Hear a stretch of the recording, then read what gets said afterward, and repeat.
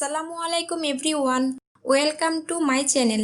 আজকের এপিসোডে আমি আপনাদের তৈরি করে দেখাবো নুডলস কাটলেট। এর জন্য আমি এখানে 1 প্যাকেট ম্যাগি নুডলস সিদ্ধ করে পানি জড়িয়ে রেখেছি।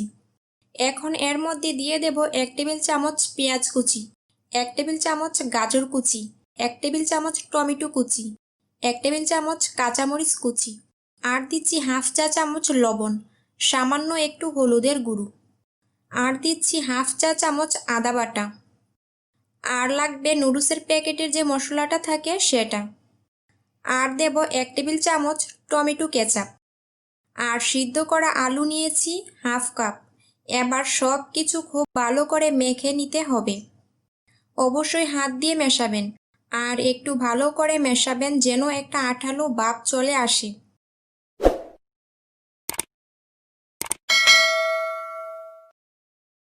এখন 2 টেবিল চামচ কর্নফ্লাওয়ার দিয়ে আবারও ভালো করে মিশিয়ে নেব। চাইলে আপনারা কর্নফ্লাওয়ারটা বাদ দিতে পারেন। কর্নফ্লাওয়ারটা দিলে একটু মচমচে হয়, সেজন্যই দিচ্ছি।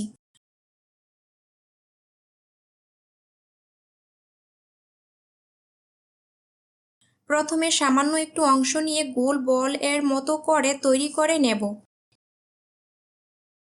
এরপর 2 হাত দিয়ে প্রেস করে টিকিয়ার শেপ করে নেব। আপনারা অন্য যে কোনো শেপে তৈরি করতে পারেন।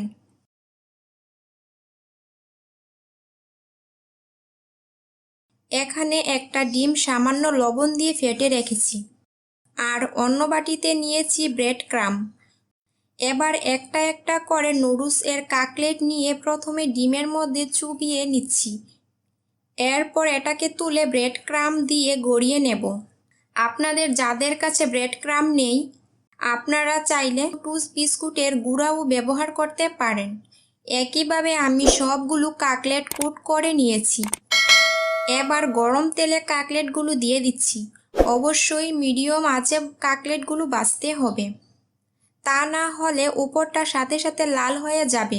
একটু সময় নিয়ে আস্তে ধীরে ভেজে নেবেন, তাহলে বাইরের লেয়ারটা ক্রিস্পি হবে। এখন কাটলেটগুলো উল্টে দিচ্ছি।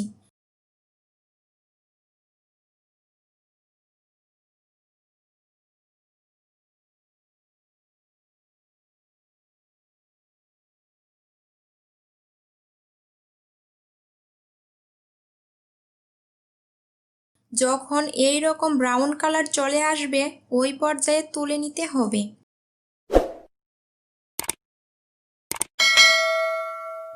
এবার পরিবেশন করে দেখাচ্ছি।